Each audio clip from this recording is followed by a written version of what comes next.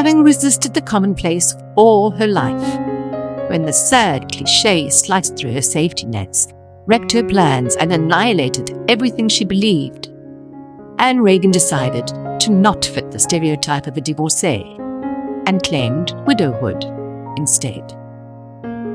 She did it not only because she looked good in black, with a little bit of color perfectly placed to draw attention away from her generous figure. No, this act of redefining her relationship status freed her to grieve as she needed to, and gave her the strength to unravel her former life as she had been left to do it, alone. At first, she cried as she unmade a life a quarter of a century in the making, sometimes raging at the cruelty of it all, sometimes whimpering at the impossibility of it all. But as she unpicked and exposed, she began more and more to think about how very stupid she had been. It was this thinking that led her to discard black. Well, the thinking and the welcome return of a rather girlish waistline. Contemplation of her idiocy also helped her arrive at an exceptionally good reason to shift her energies. Once focused on grief, she now applied them to a newly acquired curiosity. What consumed her was the question of when, in fact, her husband had died. Not the man whose walking and talking and laughing and breathing haunted her now. This was most definitely not her husband. She wondered what had happened to him. The admirable, honest, trustworthy, devoted man. At first she thought his death could be precisely figured to the very moment when he'd stated, "I'm leaving." It was then he had died for her, a quick death, unexpected and unexplained. But friends and family put her straight. That was no accident, they said. A lot of thought and planning went into it, they said.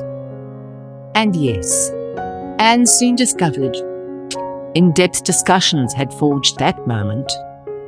There'd been consultations with lawyers, financial advisors, friends, family, as well as a recent divorcee, impatient to move forward.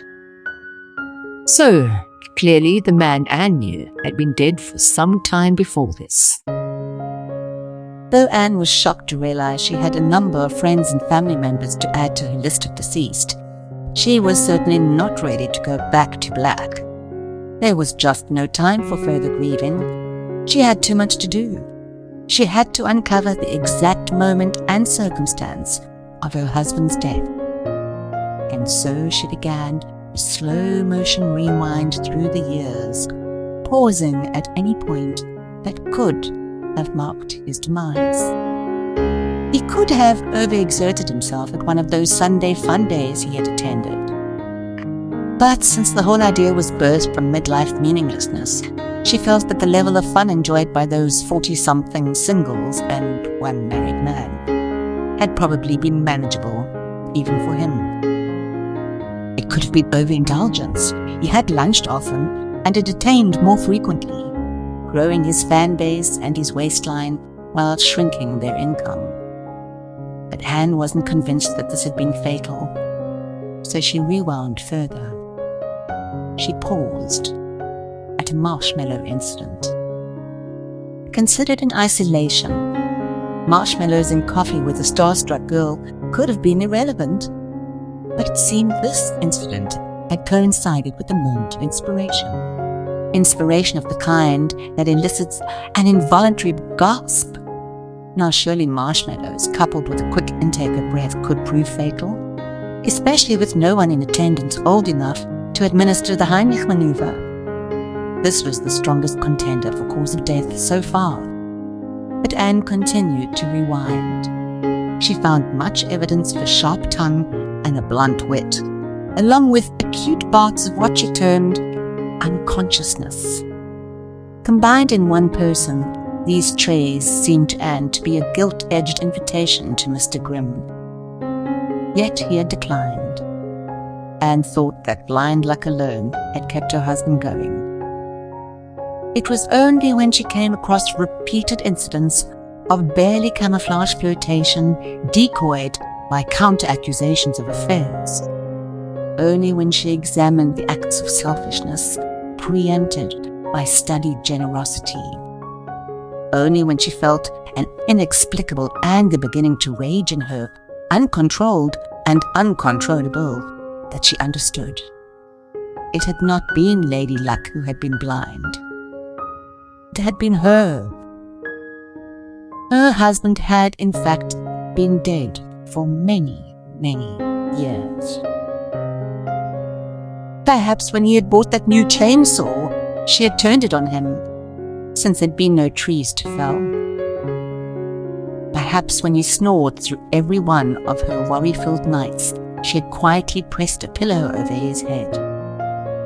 Yet nothing in her memory suggested a bloody massacre, and though she remembered a cold man, he had never been blue. It was as if her husband had simply disappeared. As she slowly rewound all the way to the beginning, she searched relentlessly for a vestige of him, until she had to finally accept her husband had never existed at all. Anne felt angry at herself for having devoted so much time and energy to an illusion, an imaginary husband. How foolish! And then, quite suddenly, she felt free. It dawned on her that having no fantasy to keep alive left her space for fun. She would not reserve it for Sundays. It also left room for a real, admirable, honest, trustworthy, devoted man. Having shed her black garb, she discarded black thoughts, along with her widowhood and delusions. And, since she had made her way back to the very start, began being Anne.